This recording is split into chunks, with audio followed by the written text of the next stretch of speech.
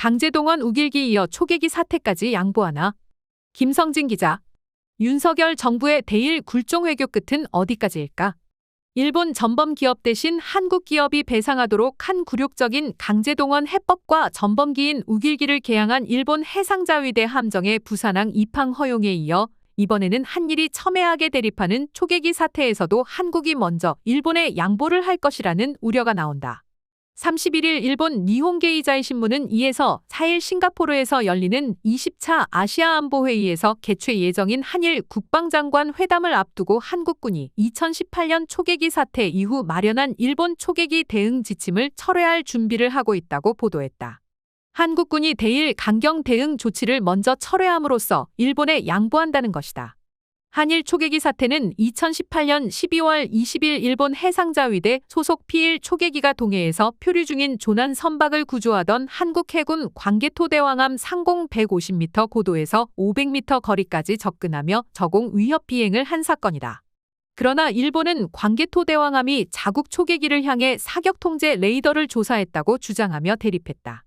당시 일본 초계기의 위협 비행은 한국이 제주 관함식에서 우길기 개항을 막은 것에 대한 불만과 함께 한국 대법원이 일본 전범 기업에 대해 배상하라는 판결을 내린 것에 대한 불만 표시라는 분석이 나왔다.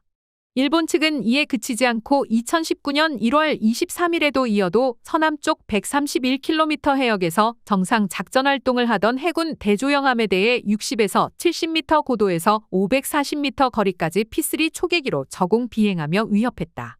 대조영함은 일본 초계기에 경고통신을 했지만 일본 측은 이에 응답하지 않고 계속해서 위협하듯 비행하며 일촉즉발의 상황을 연출했다. 그에 앞선 22일에는 일본 P3 초계기가 노적봉함과 소양함을 3.6km 떨어진 채 고도 30에서 40m로 비행하며 관측하기도 했다. 통상 일반 상선끼리 통항할 때도 1마일 정도의 거리를 이격한다.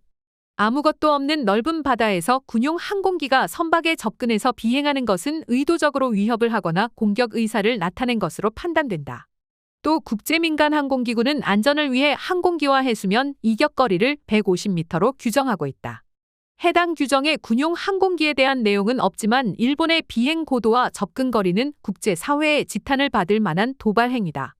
이에 한국군은 그해 2월 낮은 고도로 근접 비행하는 일본 해상 초계기에 대해 현장 지휘관이 추적 레이더를 쏘는 등 적극적으로 대응하라는 일본 초계기 대응 지침을 만들고 일본 측에도 3해리 이내에서 일본 초계기의 저공 위협 비행 시 우리 함정과 인원 보호를 위해 추적 레이더 조사, 전경고, 통신을 할 수 있다고 경고하며 전에 없는 강경 대응을 이어갔다.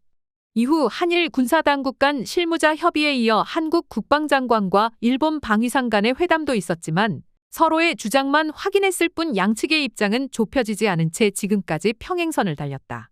니케이 보도에 따라 이번에 한국이 대응 조치를 먼저 철회한다면 일본의 저공 위협 잘못이 명백함에도 사과도 받지 못하고 일방적으로 양보하는 꼴이 된다. 한국이 양보해도 최근 일본의 태도를 고려하면 그에 호응하는 조치가 나올지 의문이다. 윤석열 정부는 굴욕적인 강제동원 해법을 발표했지만 일본은 성의 있는 호응을 보이지 않고 있다. 또 한일 정상은 지난달 회담에서 후쿠시마 핵 오염수 투기와 관련 객관적 검증이 이루어져야 한다는 국민의 요구를 고려해 시찰단 파견에 합의했지만 정작 일본 경제산업성에서는 검증 작업이 아니라고 부인했다. 초계기 역시 비슷한 방식으로 전개될 가능성을 배제할 수 없다. 니케이는 한국 함정이 레이더 조사를 했다는 일본 측 견해에는 변함이 없다면서도 내달 한일 국방장관 회담에서 하마다 야스카즈 방위상은 이종섭 장관에게 사실 확인의 표명을 요구하지 않을 것이라고 전했다.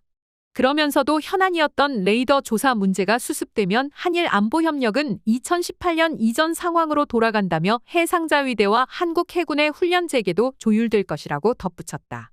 한국 국방부는 일본 언론 보도에 대한 시민 언론 민들레 질의의 사실이 아니다라며 초계기 관련 국방부의 입장에는 변화가 없다고 부인했다. 다만 한일 간 국방현안들은 미래지향적으로 해결해 나갈 것이라고 단서를 달았다. 이종섭 국방부 장관도 1일 국회 국방위원회에 출석해 일본 언론 보도는 사실이 아니다라고 하면서도 초계기 사태가 한일 국방장관 회담 의제로 돼 있냐는 질문엔 자연스럽게 그 문제가 논의될 것으로 보면 된다고 했다. 국방부가 미래지향적으로 해결한다는 의미가 정확히 무엇인지 확인되지는 않지만 윤석열 정부의 대일 외교 스탠스와 통상 대일 외교에서 사용되는 미래지향의 의미를 고려하면 양보의 의미로 해석될 여지가 많다. 한일 간의 군사 갈등은 안보 측면에서 이로울 것이 없지만 일본의 잘못이 명백한 사안에 대해 어떠한 사과도 받지 않은 채 한국 측의 일방적인 양보 조치로 넘어가게 되면 우길기 이팡 사태에 이어 퍼주기 외교로 국내 갈등만 커질 수 있다는 우려가 나온다.